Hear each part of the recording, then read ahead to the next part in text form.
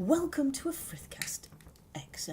An extra large Extra large Frithcast. An extra large, extra long, extra special, extra sweet, extra shiny.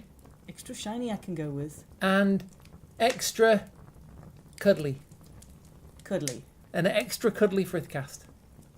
An EC Frithcast. Yeah, Frithcast EC. The programme you're about to watch has been rated EC by Kate. Indeed. EC10. EC10 by Kate. There's a reference. Go for it. Anybody who can tell us where EC10 comes in? Oh, I know that one. Go on, don't tell them. Okay, I'll not tell them. Make it a competition. No. In which they stand to win. Must not tell them. Virtual brownie points. They stand to win the mighty prize of us going, oh, well done. It's a big prize. It is. It's kind of life-changing, really. Yeah. Why are we here? We'd like to say hello, hail and welcome. Come sit round the virtual campfire. We'd like to tell you a little bit in this Frithcast XL about our recent fun and games at the Derbyshire Pagans Lammas camp. For those of you who couldn't make it. Indeed. Which there might have been a couple, and that's all good and groovy. So we'd like to tell you a few of the things that went on and what happened. Yeah. Between us arriving at site on the Thursday lunchtime and leaving on the Sunday lunchtime, exactly what pagans in a field get up to. This is not strictly a heathen camp, it is a mixed pagan group of all kinds, types, sizes, abilities, all the things. And Derbyshire. Yes. Derbyshire is where we live. It's a county in the UK, in England. Yeah. And it's the one... I was going to say if there's a bright centre to the galaxy, it's the county that it's farthest from. But more accurately, it's the one furthest away from the sea. The coast, in pretty much any direction you choose. Yeah. Derbyshire is geographically pretty much in the middle of the country. Yeah. So we do have... It's predominantly a rural county. Mm-hmm. We have lots of fields and trees and woods and grass bits and cows. Rain. Yes, yes. And our third biggest town has about 10,000 people in it. I honestly thought you were going to say our third biggest export is rain. Yeah, we do try and give the UK other bits of the UK. We are on a hill, so we do end up exporting some of it. We end up exporting most of it on top of the field where we spent the weekend. Yes. It is the only camp that the pair of us go to where we know, guaranteed, we are going to need wellies and sunblock in the same 48 hours. Yes. so easily. Yes. Going to need both of those. So we'd like to give you a little bit of a soundscape of some of the things we went through at the weekend. Yeah. A soundscape. Oh, I thought you meant weekend. That's a good word Weekend too. Is also a good word. Okay. Weekend beetle. So, weekend beetle. But not son of Kettle Flatnose. No. Never ever run the Book of Settlements through an automatic translator. It does not end well. That's all we're going to say about it. It thought it was Swedish. Yeah, no. It did its best. It thought it was Swedish. It had a good run up at it and a good go, but it just wasn't right. So we'd like to give you a bit of a soundscape for those of you who couldn't make it of what things we got up to at the Derbyshire Pagans Lammas camp. Mm-hmm. And we started on the Thursday with a little bit of a blowing horn practice. Yes. I'm going now. Okay. So we managed to record some of this in between the giggles, so we'd like to start you off there. Not at. You got to get the bit in the middle's got to be. You know, go a little bit. It's been a while since I played, so. Oh, it hurts your lips after a bit. It does. It's one of them things. It hurts here and it hurts there. Yeah. That's the bit that really kills you after a bit.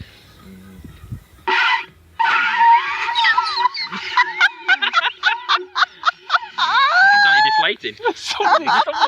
Somebody let me off and I'll fly around the room.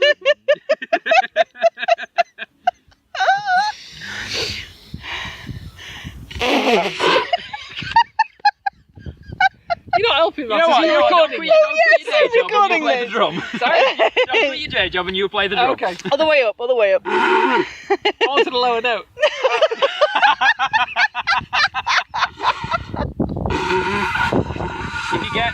if you had like the mouthpiece from a trumpet, it's a lot easier to do because the hole's a lot smaller, but you can pick up it's better because that's a big hole. So it's different. That's a much bigger hole than it would be for a trumpet. A trumpet's about that big. That. Yeah, I know. Apparently, I'm the one playing it. So.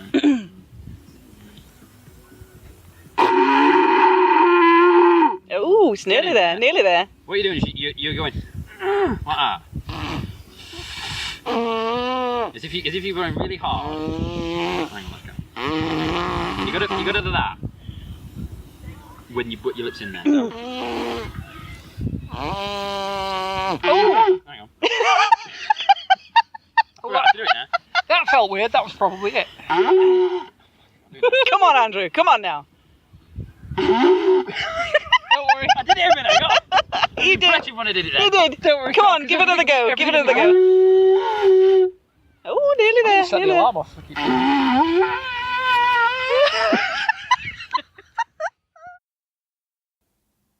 Traditionally, through the weekend, through the Lammas Camp weekend, there are talks and workshops, structured discussions, all given by people who go, all given by members of the community. So you can have everything from a guided meditation session looking at your animal guides, to 101s in shamanism, to tree walks. We had dry stone walling a couple of years ago. They were doing a dry stone walling workshop. There was a bread making workshop. I didn't get to go to the dry stone walling. I went to pewter casting. We also had kite making for the children, or jam jar lantern making. That they made their own lanterns. That's right. And we had workshops and lectures that ran from anything from chanting to meditation to discussions. The fun part of the weekend is you can't get to everything. On the Thursday night, which is the afternoon where camp starts, we do the beating of the bounds, which is where we go round the space, we make a lot of noise, we dance, we sing, we chant. Drumming like a bunch of mad bundles. Yes, walking all the way around the site and gradually making our way into the central fire pit at the middle in a great big sort of people spiral of drummers and singers and dancers. Yeah. And that opens up the camp, gives a formal hail and welcome to all of the people who are there, and all of the spirits that are in that space get a greeting as well. The fire gets a greeting, the camp crew introduces themselves, and we formally open the camp and welcome everybody in. Friday is generally full of workshops, talks, lectures, discussions, which you can go to or not. It's either way is all good. The Friday night generally is when most of the campers have already arrived, and we tend to have a wee spot of entertainment. We do. We do. And didn't we just this time?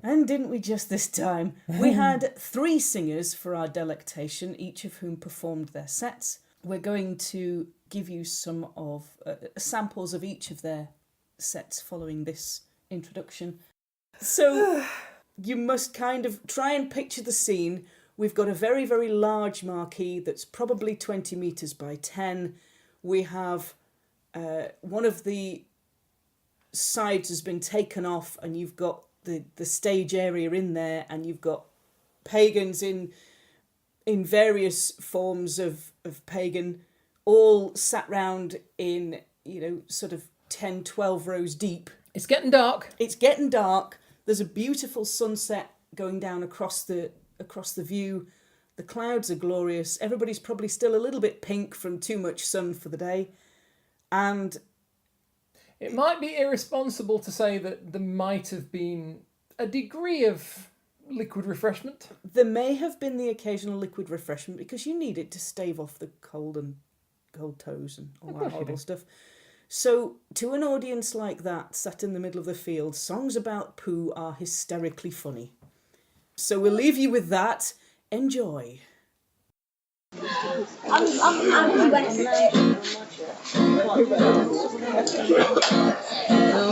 one in a break from mistake. Don't wanna hurt you, but I need to breathe. At the end of it all, you're still my best friend. There's something inside I need to release. Which way is right? Which way is wrong?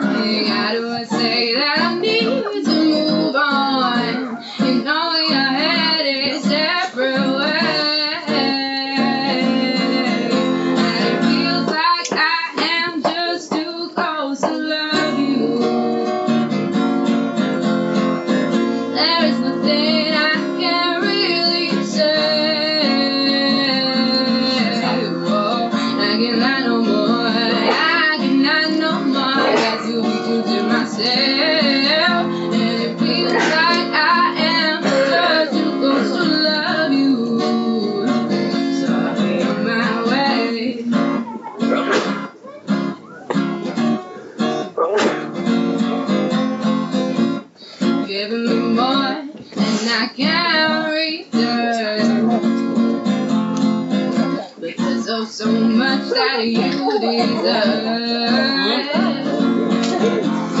Nothing to say and nothing to do, nothing to give. I'm asleep without you. You know we are headed separate ways,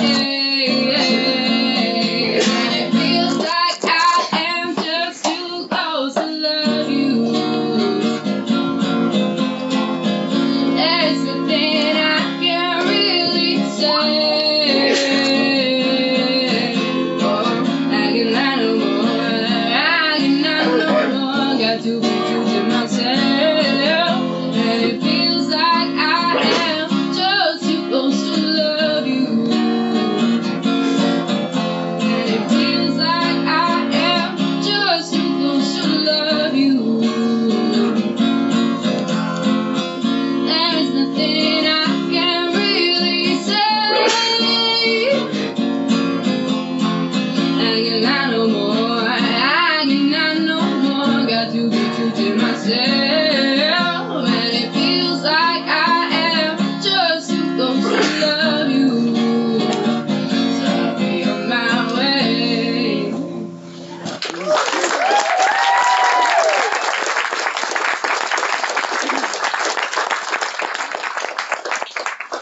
I'll try and remember the words for the first. Sorry if I don't get them all.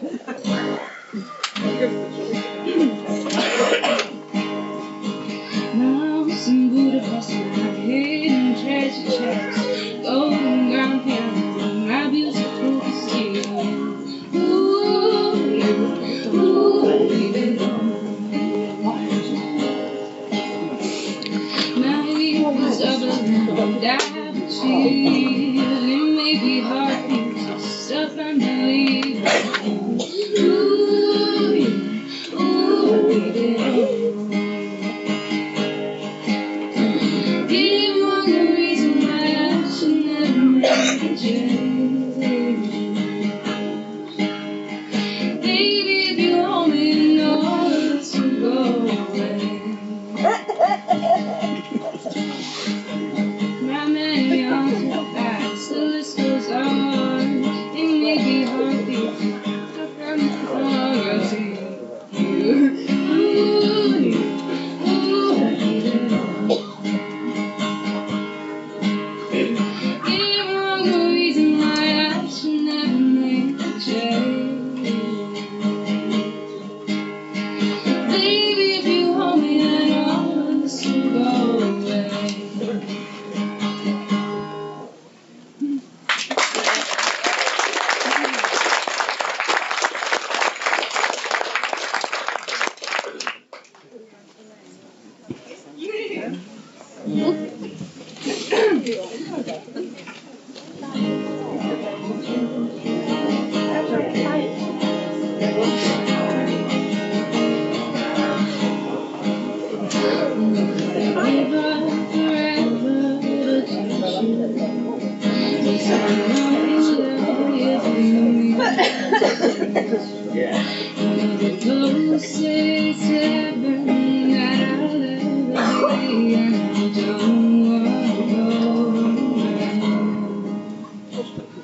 And all I can taste is this moment.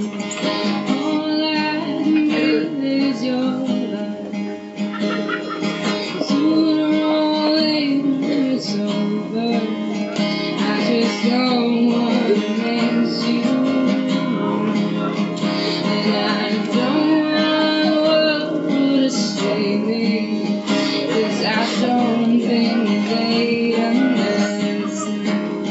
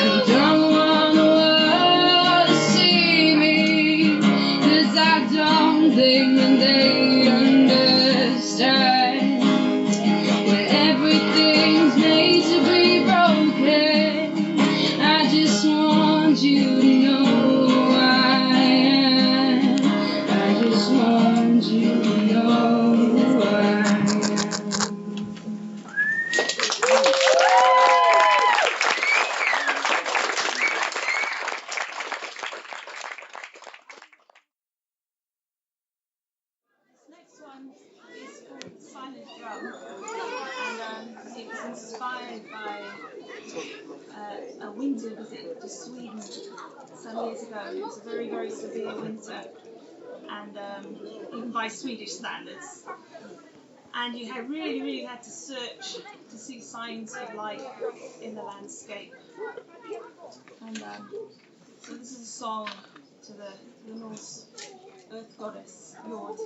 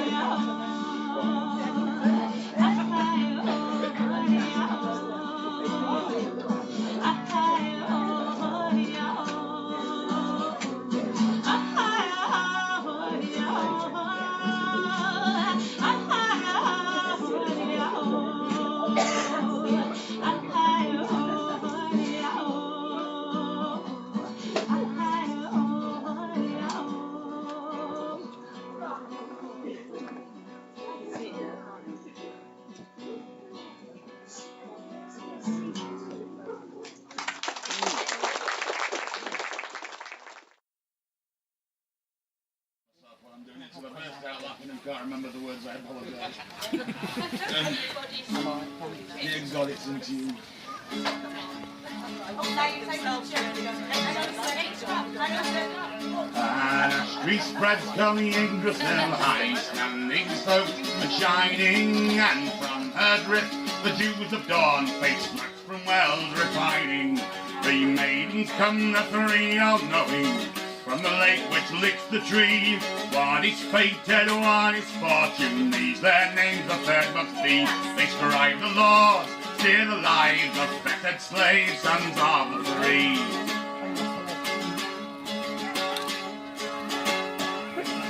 Born to Norms, Caluga's river store wades each day their waters wide, and as he goes to watch and judge, the Yggdrasil lash at his side. The bridge of fire burns with flames, the waters boil and woe betide.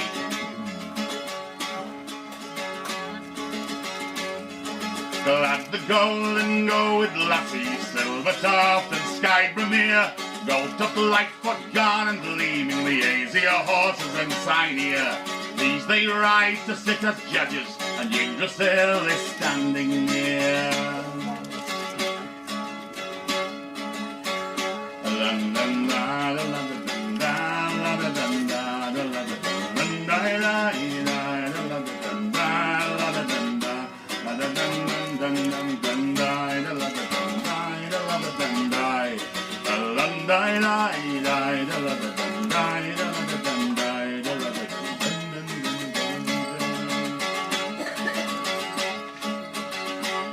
Four hearts there are with the heads thrown back, four hearts who browse the highest boughs. Dane is one, and one's Valin, one Dunir, one Durathor. More serpents sleep with Yggdrasil than any fool could ever fight. Garathnia's minions, Goyn and Moin, back the black, grapple of the white.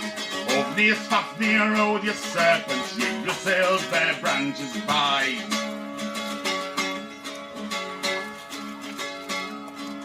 Yggdrasil, she moans in anguish more than any man can know.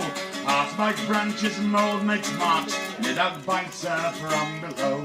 Yggdrasil, she stands and shudders, the great tree moans and the giants grin. Down roads to hell, will run in horror, pursued by fire and Loki's kin.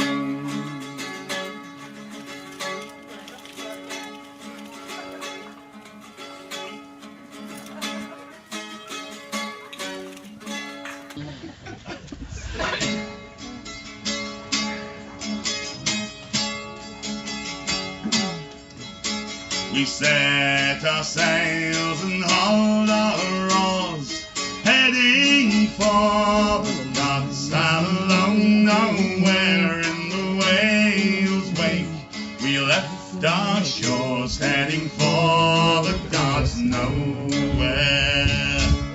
We steered the winds that Asgard sent, heading for the gods alone. Nowhere and the waves did rage without relent, heading for the gods nowhere.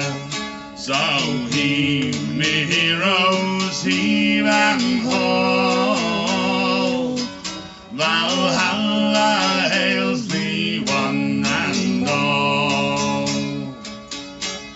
The crash of foam crest foamed and flowed, heading for the gods alone. Nowhere and the hail and hoarfrost hacked our crew, heading for the gods nowhere. The albatrosses in the skies, heading for the gods alone. Nowhere like Valkyries where the vanquished lie, heading for the gods nowhere. So heave me heroes, heave and ho, Valhalla hails thee one and all. As if by destiny was planned, heading for the gods alone. Nowhere eventually we sighted land, heading for the gods nowhere. So heave me heroes, heave and ho,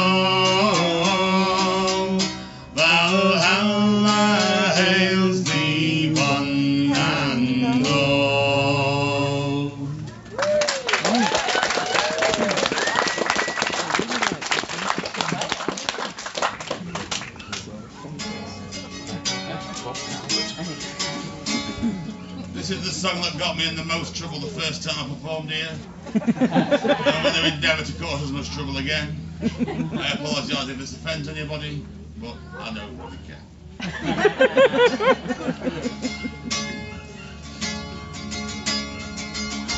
There was an old woman who lived in our town, whose arsehole was clogged with a great smelly brown.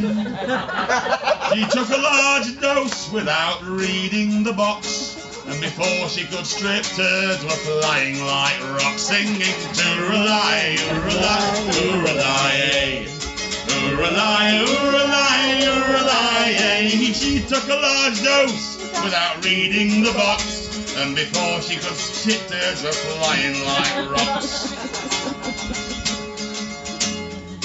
Now she ran to the window and bunged out her arse. Just as the night watchman he happened to pass, he felt a strong fart settle down on that place, and a huge dark brown turd slapped him right in the face, singing tooralai, ooralai, ooralai, ooralai, ooralai, ooralai. Felt a strong fart settle down on that place, and a huge dark brown turd smacked him right in the face. He ran to the east and he ran to the west, and a globule of shite plopped down right on his chest. He ran to the north and he ran to the south. A globule of crap landed right in his mouth. Ooralai, ooralai, ooralai, ooralai, ooralai. To the north and he ran to the south, and a globule of crap slapped him right in the mouth. So next time you go out, be careful of shit. Honest, be careful of shit, yeah? Watch where you're walking and don't step in it. And pity the watchman whose sign bears these words: I am an old man who was blinded by turds, singing ooralai, ooralai, ooralai, ooralai, ooralai. So next time you go out, please do not spit on the old night watchman who was blinded by shit.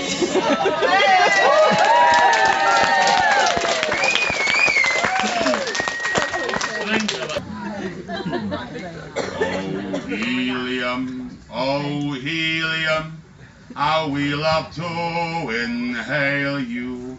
Oh, you can try. His name goes low. Helium, oh helium, how we love to inhale you.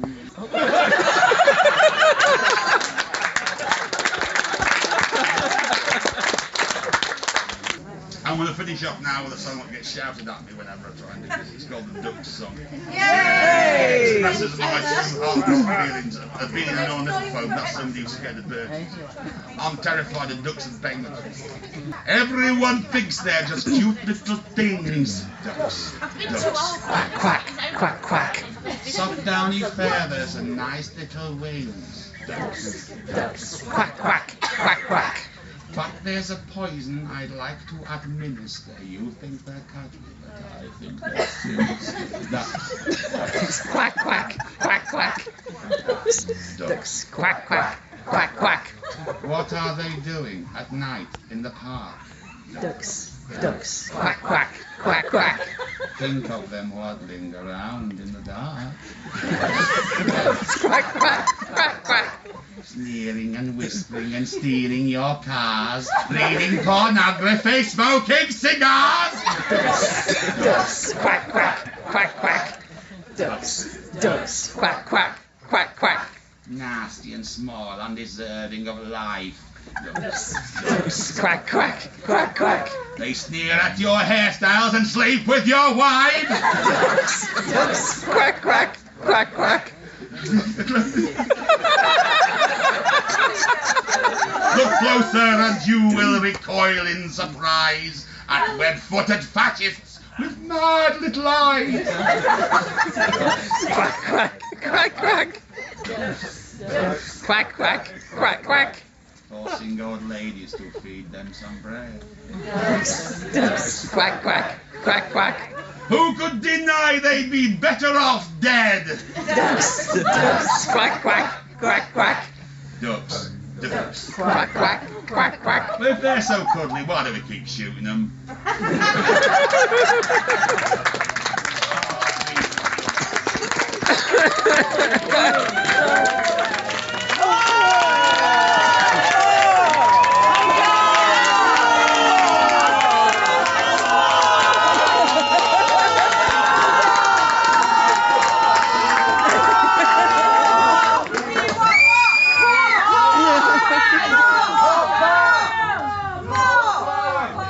Buy me plate from your buggers. I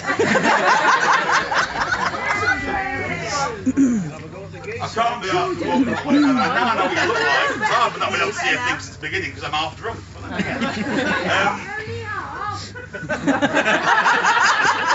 That's my wife, by the way. Behind every great man, there's one woman rolling her eyes.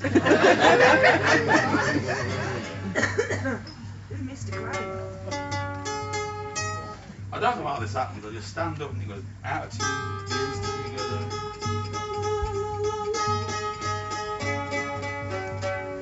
It will have to do. So, this is it's a sea shanty. I've actually come up here because I want to hear if you can bloody sing or not, because I can't tell. So, those of you who know all the way, Joe, join in the middle. I'll shout loudly. Hopefully, you'll all be able to keep up. Yeah.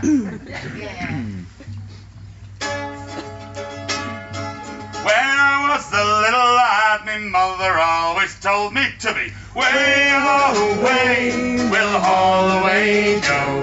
Then if I did not kiss the girls, my lips would all grow mouldy to me. Way all the way, we'll haul away, Joe.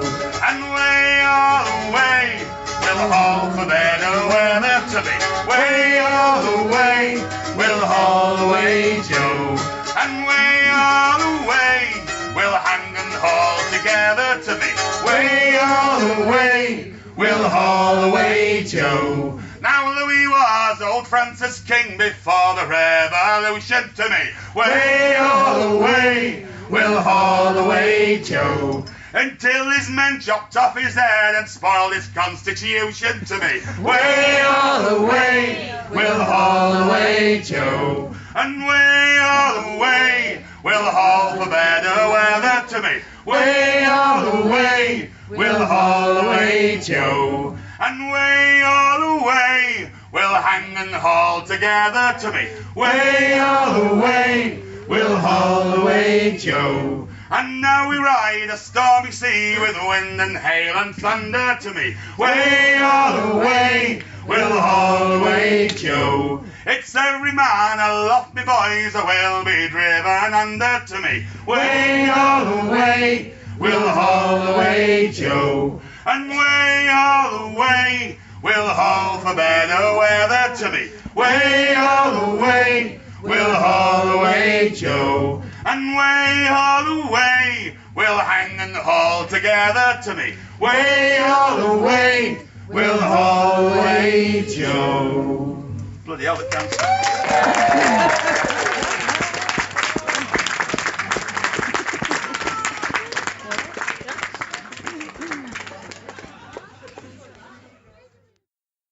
So after the Friday night, we have the same workshops, talks, lectures and demonstrations on the Saturday. Yeah. And we have a large Lammas ritual with all the different types of pagans stood shoulder to shoulder in a huge great circle of, I don't know how many, 250 of us this year, There must give have or been take. 250, 300. Which makes a fairly big circle. It does.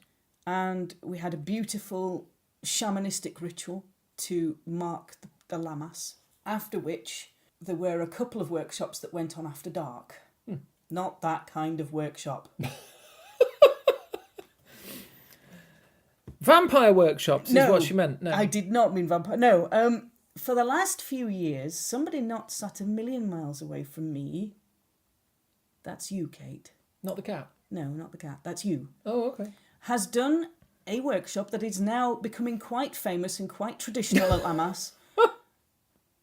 And it's a very deep and meaningful educational workshop called Mind Bending Science Shit. I've got to point out, and I will say, just in case Suzanne hasn't recorded, the important bit I always put in at the beginning, where I say, I am not a scientist. I'm not qualified. I am not Neil deGrasse Tyson. No. I am not Bill Nye the Science Guy. No. I am not Professor what's-his-face? Brian Cox, who's all over the telly in Britain. Anyway, so it's very important that you understand, everyone, I'm not a scientist, and although I am led to understand, because he said so, that we had a quantum physicist sitting in the audience. Right There by my side, an actual particle physicist right there. Yes. Next to me. We did. I was basking. You were mostly rabbit in the headlights, but actually it was really good. So I was basking in glory. To give you part of the soundscape of the weekend, we would like to now present a clip from Kate's deep and meaningful voice lecture. I promise I'm going to do something about my deep and meaningful voice sooner or work on later. it. I actually made deep and meaningful content. Very educational, very kind of thought-provoking, mind-bending science shit. You may have heard of a principle called the conservation of energy, which essentially says that you cannot take energy out or put energy into the universe. It's a closed system. It has a set amount of energy within it, and you can convert the energy around. You can make it into different sorts of energy, and you can convert it into matter and back if you've got the technology to do it. And we have devices that can take matter and turn it into energy through nuclear reactors and nuclear bombs and all that kind of thing. Fire to some extent. But you cannot remove energy from the universe. So you've got this constant value, this constant quantity that cannot go up or down. And the same thing applies to information. Once the information is there, it cannot disappear, which is kind of a comforting thought in a way. And the scientists were looking at what was happening to black holes. They were saying these, like stars are falling into these things and vanishing out of the universe, but that means that information is being taken away. And that can't happen. So how can we get round that? And they reasoned in the end that what was happening is that the everything that was falling into the black hole was being encoded in a way, which I can't begin to explain. It's all very mathematical. Oil and water. Yeah, oil and water. Let's look at it. Let's think of it that way. Everything that falls into the black hole was being encoded on the surface of that horizon. And if we had a piece of technology that would enable us to read that surface, we can't because nothing can get away from it. We could read the history of everything that had fallen in.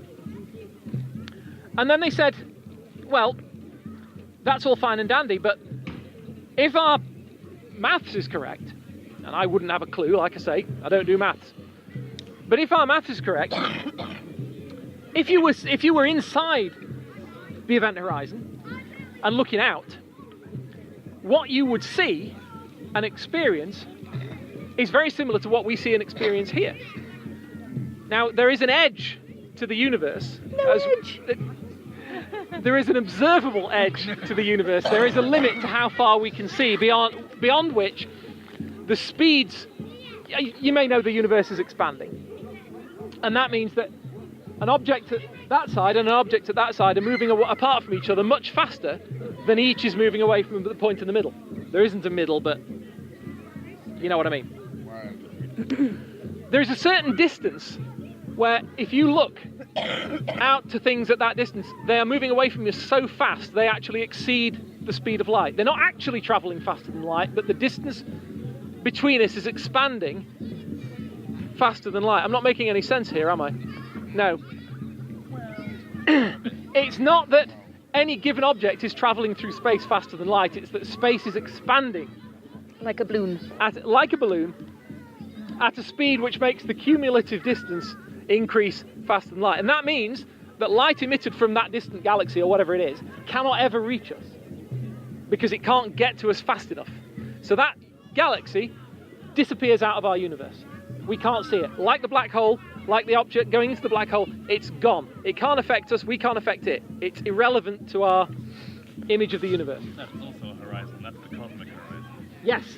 And then they started to realise that what we have got around us is a horizon very similar in some respects, not all, but very similar in some respects to the one around the black hole.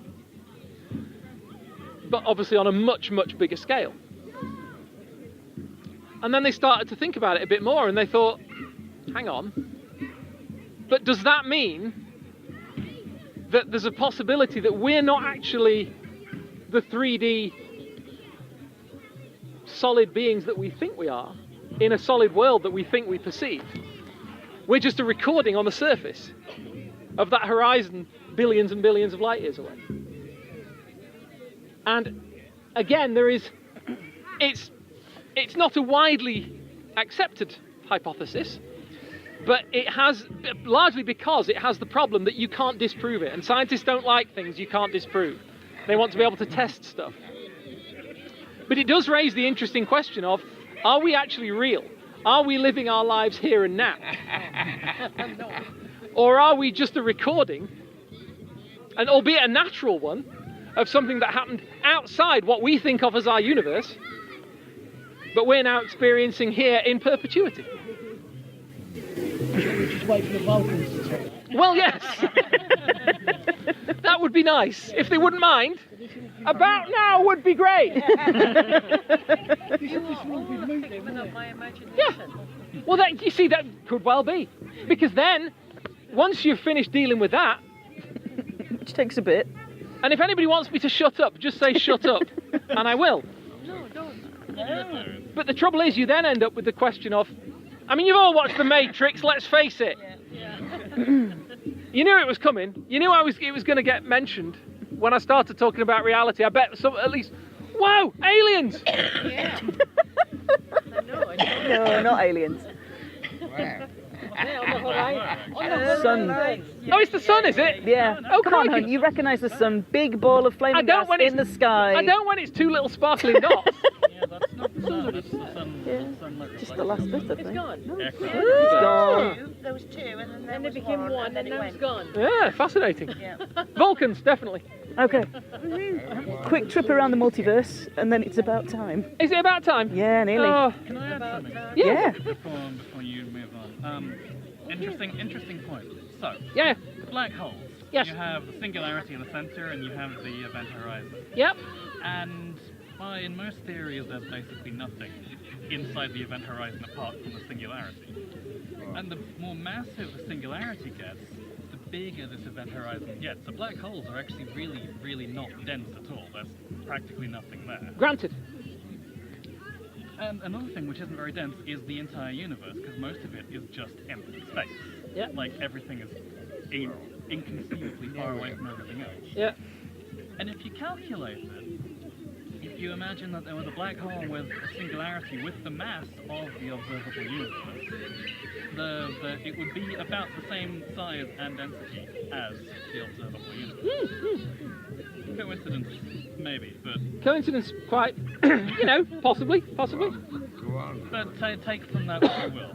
That is an interesting point, is that while the black hole itself, the singularity, is very, very dense indeed. As you say, the whole object, if you count it all the way out to the event horizon, the whole object is very, depending on the sort of amount of matter that's gone into it, is actually surprisingly not dense. A small black hole will actually have more of an effect on a person falling into it than a large one. If you take what they call a stellar mass black hole, which is like a large star has collapsed,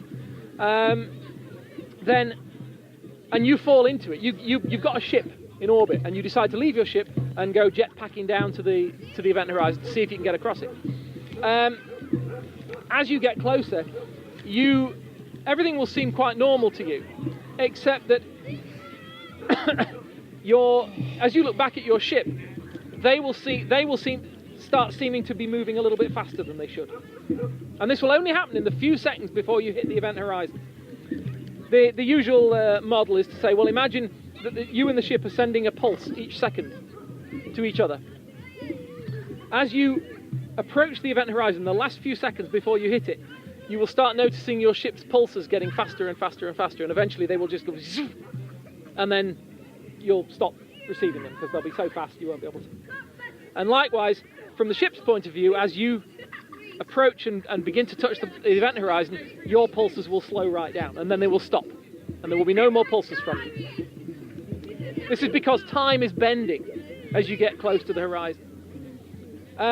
Once you're through it, the ship won't ever see you cross through it. They will see you freeze and eventually just fade away through red and into black and disappear. But they will never see you cross through it. But you will, because you're there. You're experiencing it. So you'll cross the horizon. Everything in the outer universe will go dark. You won't be able to see anything of the outside universe at all. And then you will be spaghettified. No, you'd see something from the outside universe, but you'd see just like a little circle above you. Yes, I mean it is. It does. It sort of compresses in and then disappears and all goes dark. You'd see nothing from further down, but you'd still see stuff coming down. The moment you cross the event horizon, time has slowed down for you to such an extent that the entire future history of the outer universe will occur in a split second from your point of view. You will outlive the universe. Then you will be spaghettified, which is basically where the gravity at your feet becomes so much greater than the gravity at your head that it basically makes you go like that. Now, with a small black hole, you will notice when you cross the horizon. With a large one, a supermassive black hole, which might have been caused by multiple black holes banging together and combining to form, you won't notice. The transition across the event horizon is so gentle that you'll pass the point of no return without realising it. You will spaghettify eventually, but you won't realise it's coming, which is a happy thought. But yes, you're right. They're a bit more sneaky when they're big, which is odd. And what is the outlook? Is there a secret for the FIB? No. No. You are literally stretched into oblivion. Yeah. But it's because when you're... I mean, if I stand here like this, because my feet are closer to the centre of the Earth, the Earth's centre of mass, the force of gravity acting on my feet is stronger than the force acting on the top of my head. Not enough for me to notice or be particularly bothered by. No. But if you imagine that gravity gradient it suddenly becomes an awful lot steeper, you can imagine my feet suddenly being pulled down like that before my head has time to react. And it makes you go, which is, I believe, the correct sound effect. It is. But of course, in space, no one can hear you. So... I'm going to ask you an extension. Yeah, 1 minute, yeah. You said matter, I know Einstein believes it can be neither created nor destroyed. It can be what? It can't be created or destroyed yet. Why not the black hole? Well, this is the problem. This is the problem because it can't be taken out of the universe. But a black hole would seem to require that it's taken out of the universe. Yeah. So what they're saying is instead, because it stops at the horizon, because time causes it to stop, time bends to such an extent that it slows right down, so everything stops at the horizon. So although there might well be stuff going on inside, it's going on in some realm of time and space that we can't ever get to. I feel in a way that's a convenient picture. It may well be. It may well be. Until we can actually get to a black hole and go and have a look at it ourselves, up close and personal. You first, because I ain't doing it. Coming back, it's a different matter. Cheers. What happens is that when you go whoosh and vanish, doesn't that imply that you become assimilated by the universe? You could look at it like that. You become part of the universe. You could look at it like that, but only you will ever have that experience because nobody outside the universe itself can't possibly see that happen to you. And you can't tell anybody what it's like. I just want to go back to what you said before about, you know how you said the galaxies expand to a point where they go away. Yeah, like I did that badly. I did that badly. No, actually, I do relate to what you're saying. And you said like we're copies of those original galaxies. Yeah, possibly. Yeah. Well, the question I'm going to ask is, are we destined to follow the same patterns? Because I'm thinking the whole multiverse theory. You know, the idea that you make a decision in this universe, but in a different universe you may have made a different decision. There's absolutely no way to tell at the moment. Yeah. The problem is you'll have heard of the multiverse, I'm sure. Yes. It's basically the idea that, and it's supported in some interpretations of quantum mechanics, that say that the uncertainty that we spoke of at the beginning, where you can't tell where a particle is or where it's going, to a perfect degree. There are several possibilities. Say there's a possibility the particle might bounce left or it might bounce right. We can't tell which one it's going to do. And one of the many worlds interpretation of quantum mechanics says that in actual fact it bounces in both directions, and the universe splits into two to accommodate it. So, if that's correct, then there is a functionally infinite number of universes, and they're fizzing new ones off all the time, as every particle follows every possible path it can. I wonder if it could be linked to what you said before about how, like, we're like a holographic recording. Yeah. But maybe we are capable of changing that recording, if you get what I mean. So, like, when they step out of our range and we're replaying things, we can actually do things differently. It's possible, but you see, the thing is, if you accept many worlds, I mean, I was a bit unfair there, because I described the many worlds as the universe splitting off and fizzing happening and all this bubbling going on as things expanded out. That is actually a lie. I'm being a bit misleading there, because if the many worlds hypothesis is correct, it's likely that time and space is an existing static structure. So if we exist inside a horizon as a recording of something that's happened outside or whatever, or a sequence of events, we might be essentially solid state storage. We only think time is moving because we're experiencing from a sequence of viewpoints. And each one of those viewpoints, each version of us, at each moment, in each of those strands, will see the moment before and anticipate the moment to follow. But we're not actually moving. It's just our progressive, not even progressive, it's just the linear perceptions of all those versions of us in that line. Which Nana's your identity, really. Which Nana's your identity issue. And we're right back to the beginning. Yeah. So that worked well, didn't it?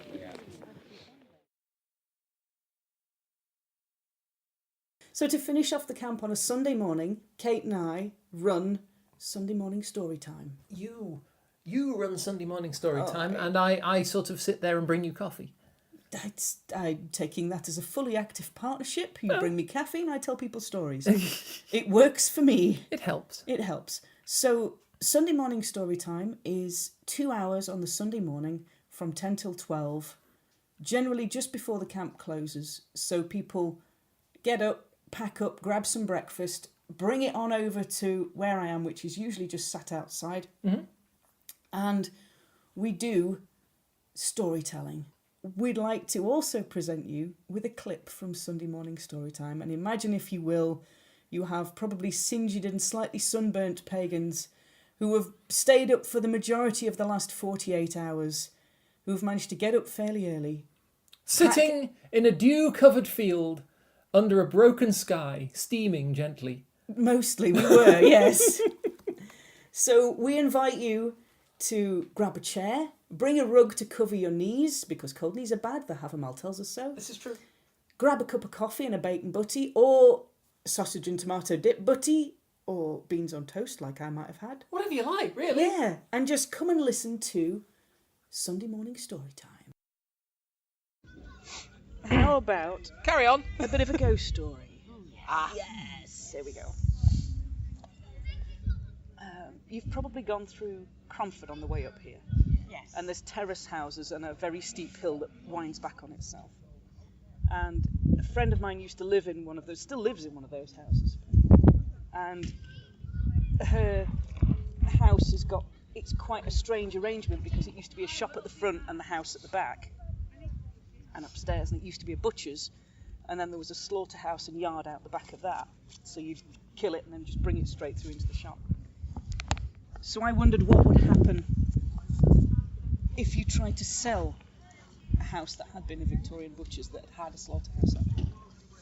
So I'd like to present a piece based on that idea of trying to sell an ex-butcher's, a place that had been a butcher's shop, and it's called Moving On.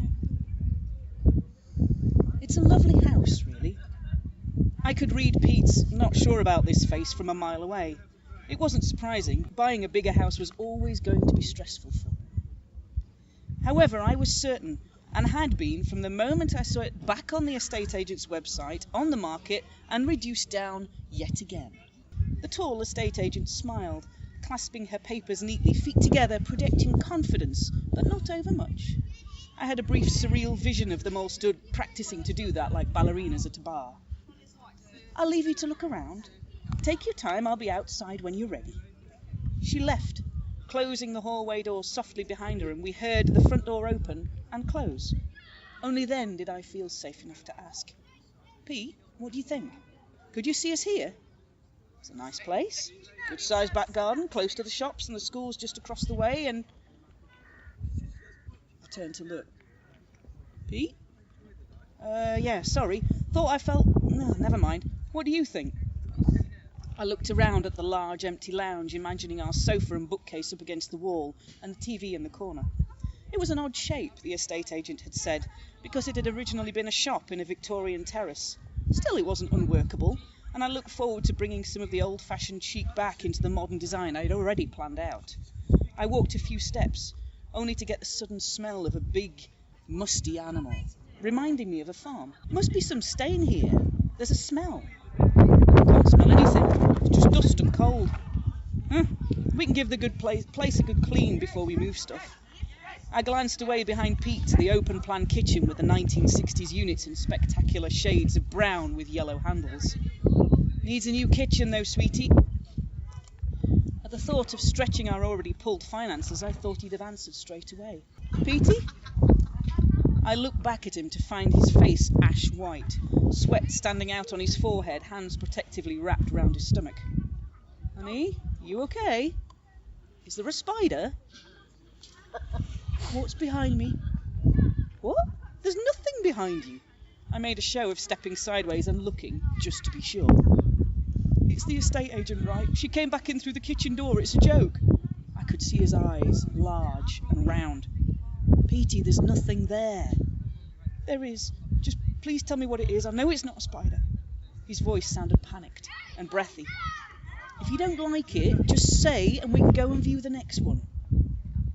Something pale caught my attention between the worn wide floorboards.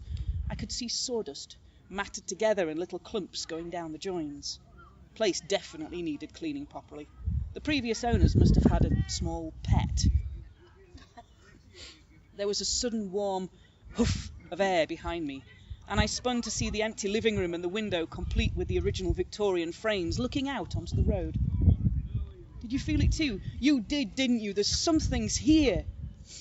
I was about to answer, no, I didn't, don't be daft, but what came out was, "What was that?"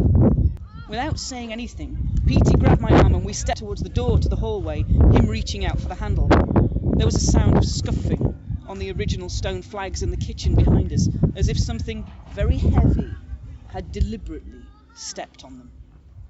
The estate agent had told us that the kitchen had been knocked through and converted, and had the original stone shelves and the heavy ceiling beams that could be fully exposed with a little work. I had the sense of something big, moving slowly, shifting weight, and the sound of another long, deliberate hoof. I shouldn't have turned to look, but I needed to know. The first thing I saw clearly was a large metal ring hanging in the air, twisting in space. As I watched, a great black head swung round the corner of the breakfast bar, the metal ring becoming a nose ring glinting.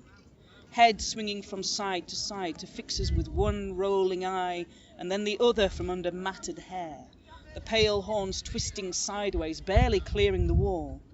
Ears flicked, and the rolls of skin around the neck rocked with each step. As it moved forward, more became visible, a deep chest and wide shoulders, walking deliberately forward with that peculiar angular gait knobbly knees disappearing at the knee into the floor. It stopped, and I was aware of how much it filled the space. The open-plan kitchen and the living room suddenly seemed too small. Looking right at us, it lowered its head, and the beast's shoulders hunched. I could see the small hairs along its spine standing upright and quivering. Pete? My voice was almost lost. Maybe it had come in from a nearby field, but the back door hadn't been opened, and it was too big to fit through the doorway. I realised that I could still see those hideous yellow handles through the horns and massive head. Each hair was still visible as it stepped forward, coming closer to us. As we closed the lounge door, it shook as if something big and heavy had thudded into the frame from the other side, rattling the hinges. Petey and I needed nothing else. We went through the entrance hall with its blue and white checkered floor tiles, opened the front door and ran down the path, not bothering to close it behind us, past Neat Hedge, knocking the hand-painted sign from our gate in a hurry. The estate agent was on her phone, and as we passed her at speed, I heard her saying, "Yeah, Silverside, finally, right? You owe me 20. Yeah, I'm sure they're going to." She saw us heading to our car and shouted after us, "Hey, everything okay? What do you think?" I didn't answer, just headed straight for the passenger side, and as Pete got in to drive, he yelled back, "No, it's not for us, we're moving on." How do you fancy doing Beowulf in 10 minutes? Beowulf in 10 minutes? Yeah. Oh, yeah. I think we can do Beowulf in 10 minutes. Do you reckon? Yeah. We did it for a podcast a little while ago. We did Beowulf in 11 minutes, 6 minutes of it, which is hysterical, us the pair of us laughing. I was going to do Beowulf in 5 minutes. I made a bet with Suzanne that I could do Beowulf in 5 minutes. I lost the bet.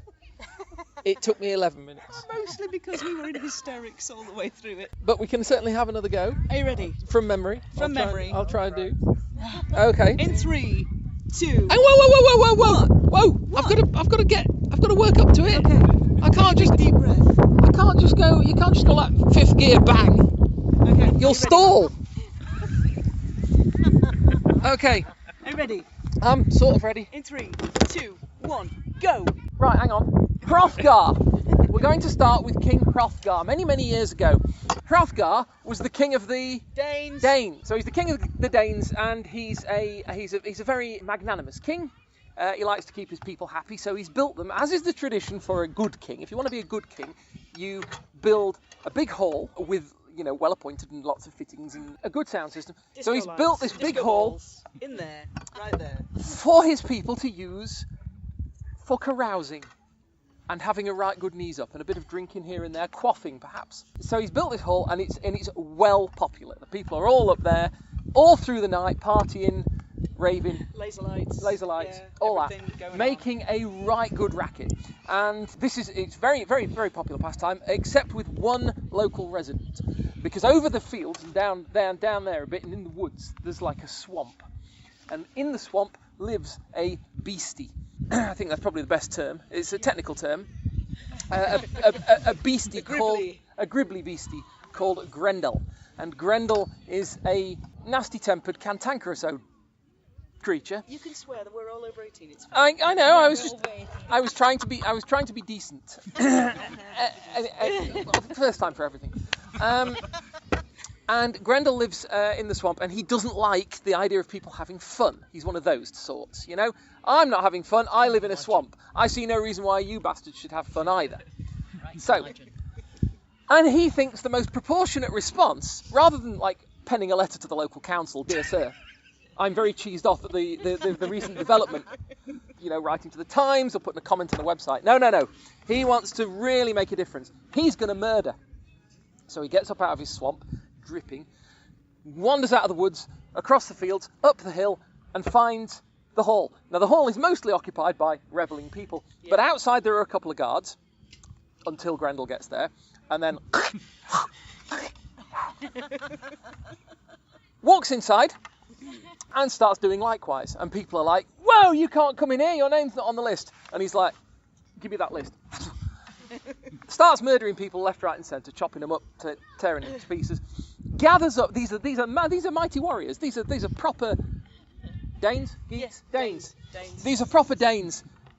swords all over them, and thingamies them nothing because they think, what's that word? It avails them nothing. Yes. So they're all mostly dead or lying around moaning. Grendel picks up I think it's like a dozen of them. Yeah. Deed ones. Yeah, deed ones as snacks. Takes Crunchy Warriors. takes them back. Crunchy Warrior sticks. Down the Warriors on sticks. Viking breakfast cereal. Takes them down the hill, across the fields, into the woods, down into the swamp, where he does his thing. Anyway, so not being a people easily put off, the Danes think, hang on, whoa, stop revelling in our hall. This would mean no more Grendel attacks. But that's what he wants. Why should we do what he wants? We need to resist here and do the thing. We mustn't let him, we do not surrender to this sort of thing. So they do another night's revelling. Even louder this time. Even brighter lasers. And Grendel listens to this. Oh, God, these people are not easily persuaded. So, again, hauls himself out of his swamp, dripping. Through the woods, across the fields, up the hill. Guards! More guards. Yeah, we're going to stop you this time. You've got no chance. Gone. Anyway, cut a very long story short. He cuts a lot of them short. More murder, more warrior sticks, and away he goes back into the swamp. So they figure at this point we're really going to have we're not going to win a war of attrition here. So they send out word. The king, Hrothgar, and Wilfo, his wife. Thank you. I can't pronounce her. Send out word, and they say to all the local kingdoms, they say, please, somebody come and deal with this critter. We've got this problem. We need it dealt with. We can't do it. We've tried. We're Danes. We don't like admitting we can't do something. But we've got to be honest. We're stumped. Somebody come along and do for this monster.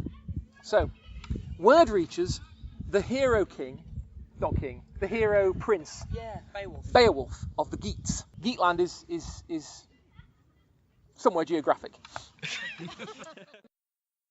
I think we're going to end with pirates. So book 1 starts with a storyteller at the dark end of the river.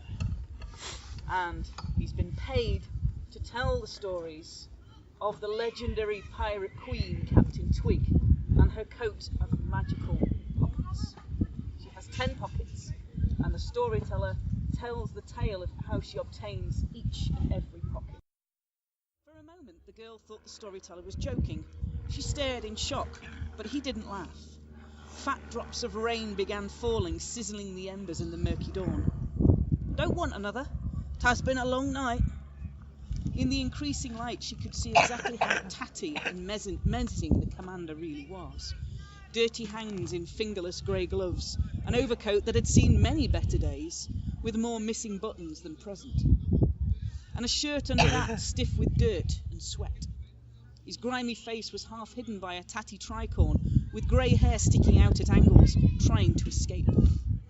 His knee-high boots were holey, trousers spattered with mud, and held by a belt that she was sure was a piece of spliced rope. He picked up a stick and began poking the embers. Of course, you might want to sleep now. We'll be walking soon. I slept under that broken bridge last night. There's more savoury places, but they tend towards unsavoury characters. No one bothers me at the dark end of the river.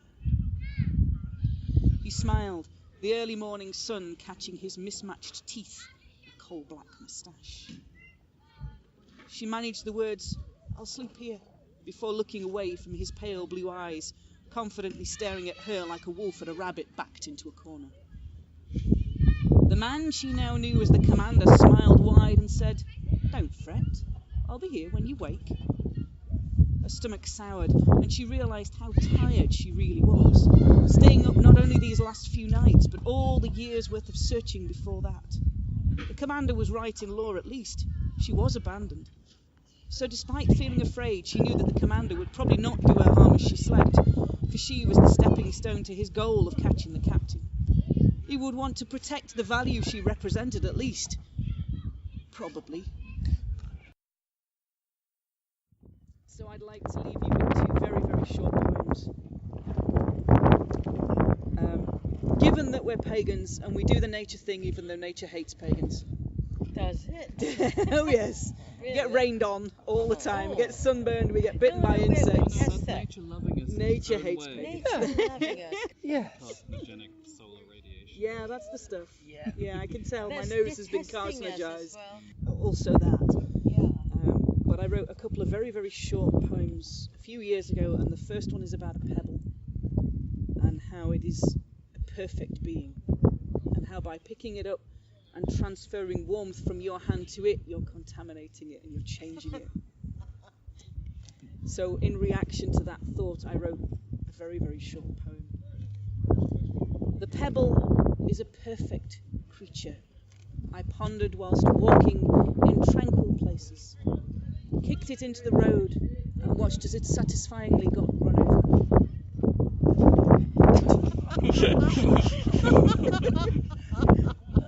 There you go. Perfect creature. I'd like to leave you with one. Because we're in July and August, it seems appropriate to do one about Christmas.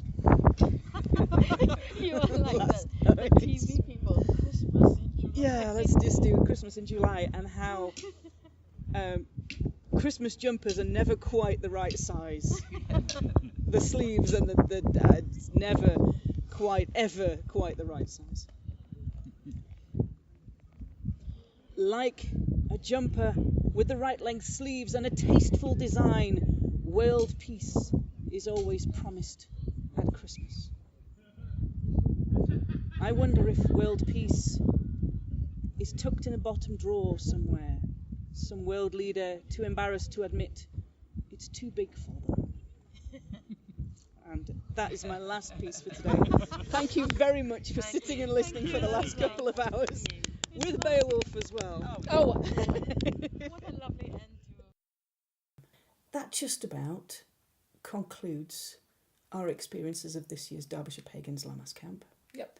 We hope you've enjoyed the soundscape as much as we've enjoyed putting it together. Where we are now, my nose is just about finished peeling. Yeah, you did get a bit skinned. I got a bit singed. You did get a bit roasty. I got a bit roasty nosed. Be careful with the sun, folks. Yeah. You know, it's... I thought I was being, but of course I've got pale skin and freckles, so I burn very, very easily. You're British. I am also British. I'm not used to seeing the sun. No, you get all excitable when the sun comes out. I did. I went and said, "Hail, Sunna!" Which is great. And then she went, "Oh, hello." Bzzt. Toasty. I was like, Have some toasty of this. nose, toasty nose. Have some lovely comfy warmth. Have some lovely, yeah, mostly warmth of my nose, which peeled. It had been quite fine if it epically. wasn't so windy as well. That's the trouble. That's where we went wrong. It is, and therefore Because you don't realise that you're burning. But apart from that, it's been a fabulous weekend. So we hope with our little soundscape of horn blowing and the singers, or horn trying to blowing, and Sunday morning storytime, and a bit of a description of what we've been up to this weekend. It didn't rain quite so much this weekend as it did at Asgardia. Yeah. We'd like to say we will talk to you all soon and hope that next year some of you can come and join us. So we have finished our soundscape, and we would like to leave you with our end title theme tune, and we will say thank you very much for listening, and we will talk to you all again soon. Have a lovely time. Bye bye. Bye bye.